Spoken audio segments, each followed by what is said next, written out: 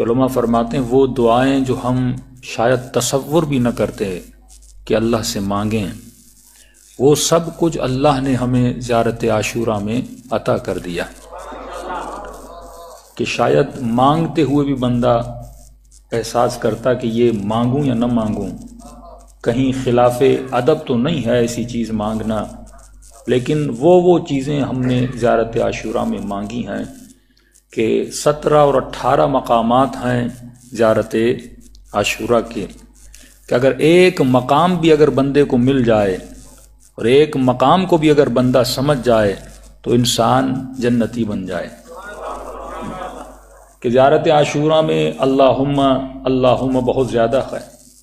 2 چیزیں زیارت عاشوراء میں بہت ہیں، تھوڑا سا تکرار کروں گا تاکہ ربط موضوع ہو جائے، شاید آپ لوگوں نے وہ مجالس نہ سنی ہو۔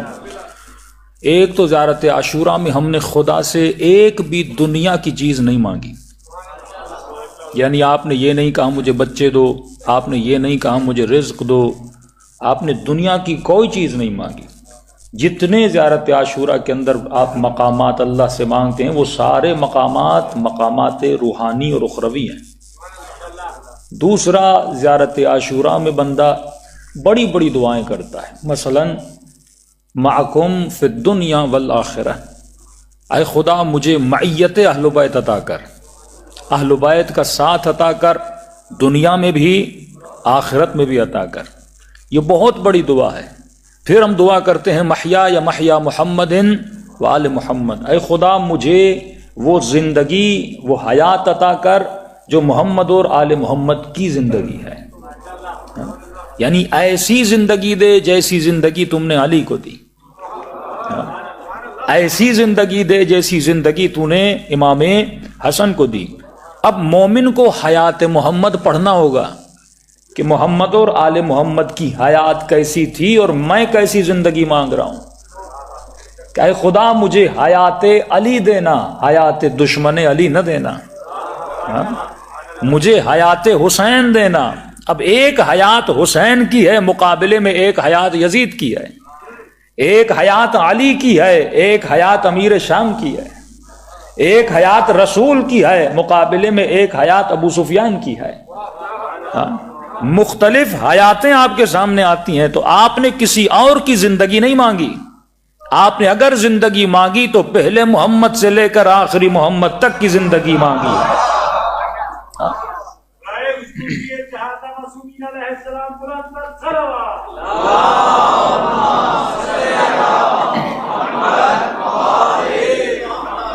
کہ ایک مجھے معیت محمد اور آل محمد چاہیے، ان دونوں کا ساتھ چاہیے۔ اب اس ساتھ کی برکت کیا ہے میں بتاؤں گا۔ دوسرا، مجھے حیات محمد اور آل محمد چاہیے، ومماتی ممات محمد وآل محمد، اے خدا اگر حیات ان جیسی عطا کر رہے ہو تو پھر موت بھی ان جیسی مجھے عطا کرنا۔ مطلب یہاں پر دعائے شہادت بندہ مانگ رہا ہے کہ خدا جیسی سانسیں اہل بیت کی نکلی تھیں ویسی پرواز میری روح کی ہونی چاہیے۔ مطلب مجھے جہالت کی موت نہیں چاہیے، مجھے علم و عمل کی موت چاہیے، مجھے ہدایت والی موت چاہیے۔ پھر وہاں پر دعا کرتے ہو اے خدا ورزقنی البراءہ، مجھے ایک رزق عطا کر۔ آج تک ہم نے اس کو رزق کی صورت میں نہیں دیکھا تھا۔ زیارت عاشوراء میں امام تجھے بتا رہے ہیں کہ براءت بھی رزق ہے، یہ ہر کسی کو عطا نہیں کیا جاتا۔ بموالاتکم، یہ جو موالات اور ولایت اہل بیت ہے یہ بھی رزق الہی ہے، اور یہ جو براءت ہے اہل بیت کے دشمنوں سے یہ بھی رزق الہی ہے۔ کہ علماء فرماتے ہیں اگر بندوں کی آنکھیں کھل جائیں اور دیکھیں کہ فرش عزائے حسین ابن علی پہ کتنے ملائک آئے ہوئے ہیں، کہ یہ سفرہ پروردگار عالم ہے، کہ خدا کہتا ہے جسے جتنا رزق لینا ہے اٹھا کے لے جائے۔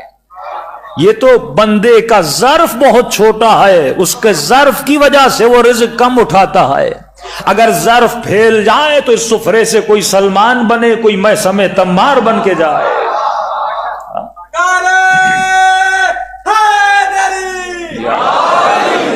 یہ سفرہ رزق محمد اور آل محمد ہے، کون کتنا یہاں سے اٹھا کر جاتا ہے۔ اور دوسری چیز جو زیارت عاشورہ میں سب سے زیادہ ہے، اکرمنی، جتنی ضمیریں ہیں وہ حسین کی طرف پلٹتی ہیں۔ سارکم، کس کی سار اور کس کا ایثار مجھے عطا کر؟ حسین کا ایثار عطا کر۔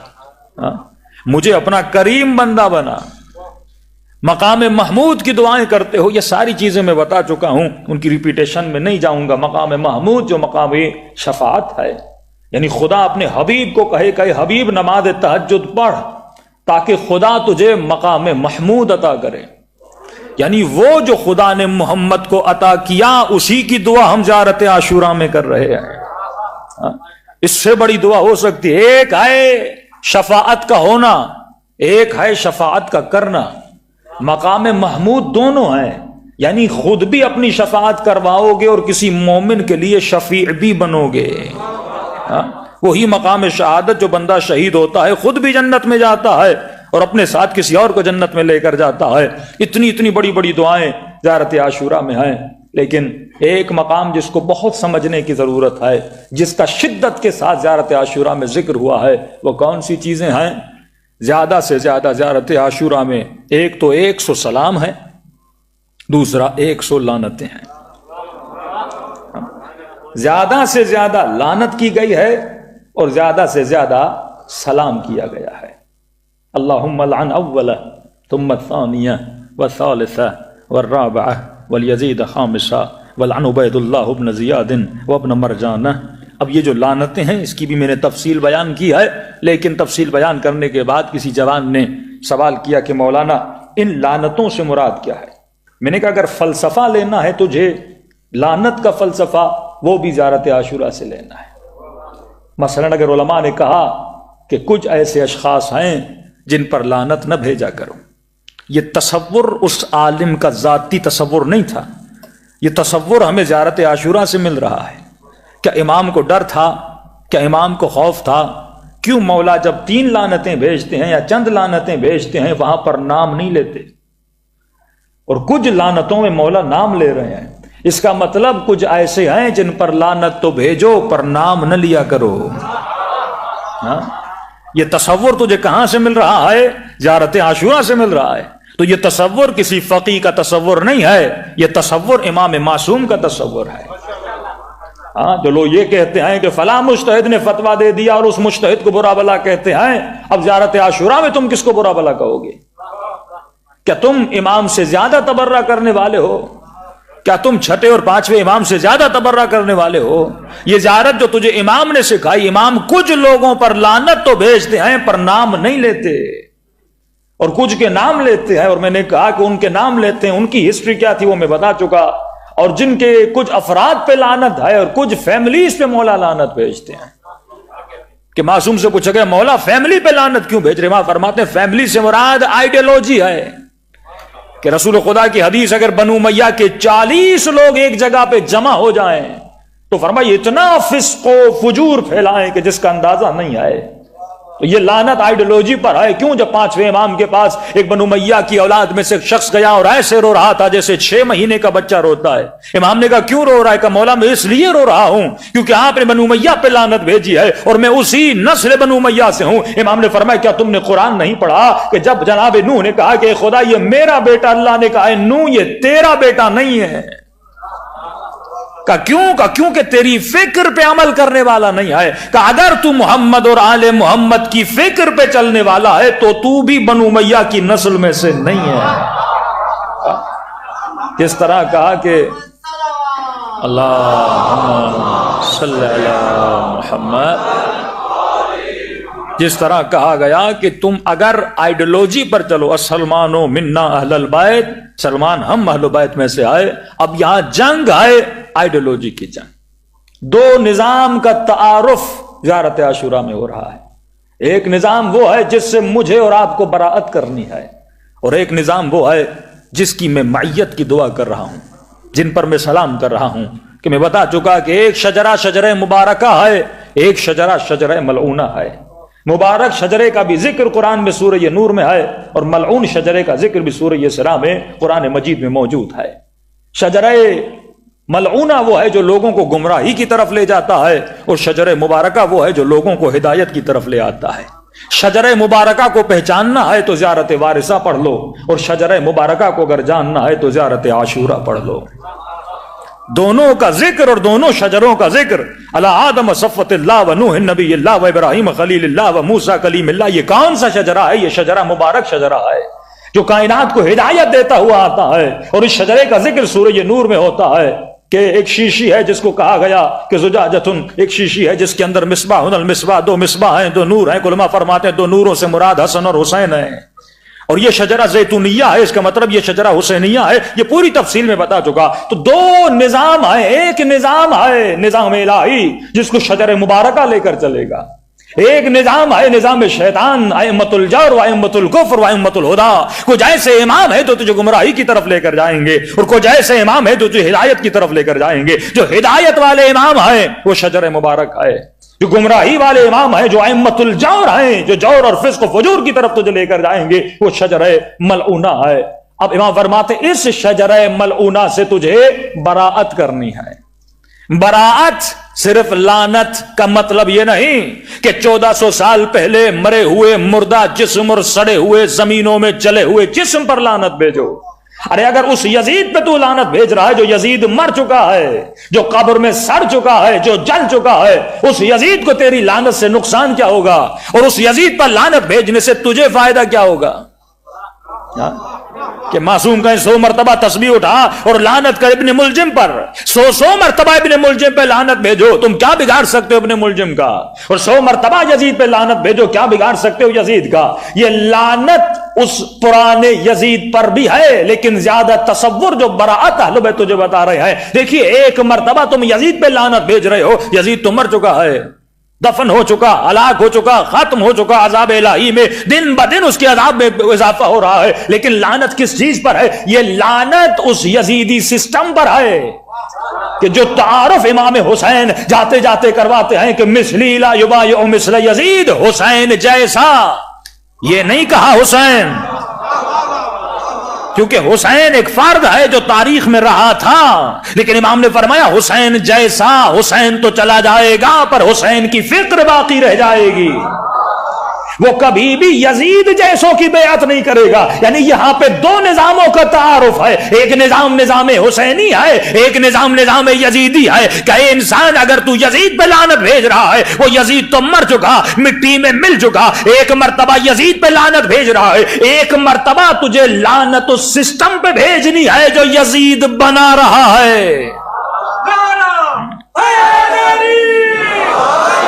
یہاں جنگ اللہ صلی اللہ محمد یہ جنگ دو سسٹموں کی ہے۔ اگر میں یزید پہ لعنت بھیجوں، بھائی وہ تو مر چکا نا، اب وہ یزید قبر سے اٹھ کے میرا کچھ بگاڑ تو نہیں سکتا، ہاں اس کو تو اپنی پڑی ہوگی، وہ قبر سے نکل کے میرا کیا بگاڑے گا؟ لیکن یزید مر چکا، یزید کی فیکٹری تو ابھی تک ہے،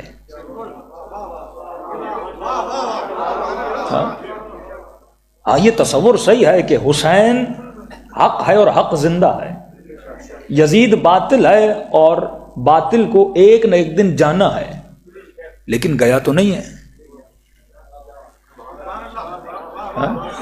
جاء الحق وزهق الباطل، باطل تب جائے گا جب حق آئے گا، سمجھ رہے ہیں بات؟ حق کب آئے گا؟ جب امام زمانہ آئے گا، تب کمپلیٹلی باطل کی جڑیں مولا سکھا دیں گے اور ختم کر دیں گے، لیکن ابھی تک باطل گیا تو نہیں۔ بھائی یزید نے ظلم کیا امام حسین پر، کربلا میں بڑا ظلم ہوا، لیکن وہ سسٹم جو یزید بنا رہا ہے، داعش نے جتنا ظلم کیا، تصور کر سکتے ہو کہ موصل میں ایک باپ کو 3 دن بھوکا رکھا، 3 دن شدت بھوک تھی، آخر میں اسے گوشت کا کھانا دیا، اور کھانے کے بعد اس نے کہا مجھے بیٹے سے ملنا ہے، کہ جو تم نے کھایا تھا وہ تیرا ہی بیٹا تھا۔ یہ وہ سسٹم ہے جو لوگوں کو زندہ جلا رہا تھا۔ تو تصور کرو جو حسین کے چاہنے والے کو اس طرح مار رہا ہے، اگر یہ وحشی میدان کربلا میں ہوتے، یہ حسین کے ساتھ کیا کرتے؟ ہاں سسٹم تو ابھی تک باقی ہے نا، جو سسٹم یزید بنا رہا ہے، جو سسٹم یزید کی فکر بنا رہا ہے، جو سسٹم فسق و فجور بنا رہا ہے. اب ہمارا تصور یزید کے لیے اتنا چھوٹا نہیں ہونا چاہیے جو تاریخ میں پھنس کے رہ جائے. اے انسان، وقت کے یزید کو پہچان، اور تو وقت کے حسین کو پہچان اور حسینی کردار کو پہچان. اگر مجھے اس سسٹم کا مقابلہ کرنا ہے تو مجھے بھی تو ایک ایسا سسٹم بنانا پڑے گا نا جس سسٹم میں حسینی بچے پیدا ہوں، جس سسٹم میں زینبی بچے پیدا ہوں، جس سسٹم میں اکبر جیسے جوان پیدا ہوں، جس سسٹم میں سیدہ زینب جیسی خواتین پلیں اور بڑھیں اور پیغام حسین کو بڑھائیں. لیکن افسوس سے یہ کہنا پڑتا ہے کہ جس طرح قرآن کی آیت ہے کہ اب پروردگار عالم کہتا ہے کچھ لوگ ایسے ہیں جو قرآن تو پڑھتے ہیں پر یہی قرآن ان پر لعنت بھیج رہا ہوتا ہے. آج کچھ لوگ ایسے ہیں جو یزید پہ لعنت تو بھیج رہے ہیں، اظہار براعت تو کر رہے ہیں، لیکن اس نے لعنت کو سمجھا ہی نہیں ہے. یہ یزید پر لعنت بھی بھیجتا ہے اور یزید کے سسٹم پہ عمل بھی کرتا ہے. یہ کچھ لوگ ایسے ہیں یعنی لعنت تو بھیجتے ہیں پر لعنت پلٹ کے انہی کی طرف آتی ہے کہ تو کیسی لعنت بھیج رہا ہے جبکہ تو سسٹم میں یزید میں رہ رہا ہے. اب آخری زمانے کی ایک نشانی بتا دوں تاکہ آپ کو براعت کا سسٹم سمجھ آئے. براعت یعنی خود کو خالص بنا، براعت یعنی خود کو خالص بنا اور سسٹم ولایت میں آ جا اور سسٹم یزید سے نکل جا. لیکن جب تک تو سسٹم یزید کو سمجھے گا نہیں کہ یزید کا سسٹم کیا تھا، جب تک تو شمر کو نہیں سمجھے گا، جب تک تو ہرملا کو نہیں سمجھے گا، جب تک تو یزید کو نہیں سمجھے گا. ارے یزید اگر یزید بنا تو یزید کیوں بنا؟ شمر اگر شمر بنا تو شمر کیوں بنا؟ وہ صفت جو شمر کے وجود میں تھی، امام فرماتے ہیں ایک تو یہ بڑا حاسد اور حسود تھا، یہ حسد کرتا تھا. دوسرا یہ شمر جو تھا یہ بہت زیادہ تانے دیتا تھا. فرمایا اس کے پتھروں نے ہمیں اتنی تکلیف نہیں دی جتنا اس کے تانوں نے ہم نے تکلیف دی. کہ حسین سجدے کی حالت میں ہے، آخری سانسیں حسین لے رہے ہیں، پھر بھی مولا کے قریب جاتا ہے اور حسین کے کانوں کے قریب کہتا ہے فوج یزید خیموں پہ حملہ کرو، علی کی بیٹیوں کی چادریں چھینو. کہ اس کے تانوں نے ہمیں تباہ و برباد کیا. یہ وہ تانے تھے جو انسان کے جگر کو جلا دیتے تھے. یہ وہ تانے تھے جس نے زینب کو رلایا تھا. یہ وہ تانے تھے جس نے سکینہ کو رلایا تھا. فرمایا مومن اب تو براعت شمر سے کر رہا ہے، لیکن اگر تیرے وجود میں وہی شمر والا حسد ہے اس برات کا کیا فائدہ؟ علی والا یزید پہ لعنت بھیجے لیکن خود نشے میں مبتلا ہو، خود شراب میں مبتلا ہو. یہ کیسی لعنت ہے کہ میں کر بھی رہا ہوں لیکن اس لعنت سے میں دوری بھی نہیں کر رہا. تو سمجھو یزید ایک پورا سسٹم ہے، ایک ایسا سسٹم جو تمہارے بچوں کو فاسق بناتا ہے، ایک ایسا سسٹم جو تمہارے بچوں کو فاجر بناتا ہے. پر میں آخری زمانے میں اختلاط حق و باطل ہو جائے گا، اور جو ڈیوٹی امام زمانہ کی ہے امام آنے کے بعد کریں گے، وہ امام لوگوں کو خالص کریں گے. رسول کے جانے کے بعد اختلاط حق و باطل ہوا، یعنی حق اور باطل مل جائے گا. یہ انسان ایسا سمجھو کہ کچمبر ہوگا ایمان کا اور باطل کا. اس کے اندر نماز بھی ہوگی، روزہ بھی ہوگا، حج بھی ہوگا، حب مال بھی ہوگی، حب جاہ بھی ہوگی، حب شہرت بھی ہوگی. اس کے وجود میں نظام باطل سے محبت بھی ہوگی. یہ حسین کو بھی پسند کرے گا لیکن اس کی مینٹلٹی ویسٹرنائز بھی ہوگی. یہ نظام باطل کو بھی پسند کرے گا، یہ نظام حق کو بھی پسند کرے گا. یعنی اس کے اندر کچھ حقانیت ہوگی اور اس کے اندر کچھ باطل کو پسند کرنا ہوگا. یہ نماز بھی پڑھے گا، یہ حسین کی مجلس میں بھی آئے گا، لیکن مجلس کے بعد یہ اس حق و باطل کی چیزوں کی طرف بھی گرویدہ ہوتا جائے گا، اس کی طرف بھی اس کے وجود میں کھچاؤ پیدا ہوتا جائے گا. کہ فرمایا انسان سورہ فجر پڑھے. میں نے کہا کہ سورہ فجر سورہ حسین ہے. علماء فرماتے سورہ فجر کو سورہ حسین بھی کہہ سکتے ہو. کہ اللہ کہتا ہے کچھ لوگ ایسے ہیں جنہوں نے مال جمع کیا، وعددہ. یہ مال کو جمع کرنا عیب نہیں ہے، لیکن مال کو جمع کر کے تعدد میں لانا، مال کو حد سے زیادہ بڑھانا. ایک گھر اللہ نے دیا ہے اور مال جمع کرو دوسرا گھر بناؤ، اور مال جمع کرو تیسرا گھر بناؤ. واللہ وہ عمراء، وہ جو سسٹم میں اشراف گری کے اندر رہتے ہیں، جو مال جمع کرنے کے بعد پھر اور وعدد، قرآن کہتا ہے یہ مال تو جمع کرتا ہے، ایک گھر بنایا، دوسرا گھر بنایا، تیسرا گھر بنایا. یہ بالکل ایسے ہے کہ سسٹم یزید پہ لعنت تو بھیج رہا ہے پر خود اسی یزیدی سسٹم میں رہ رہا ہے.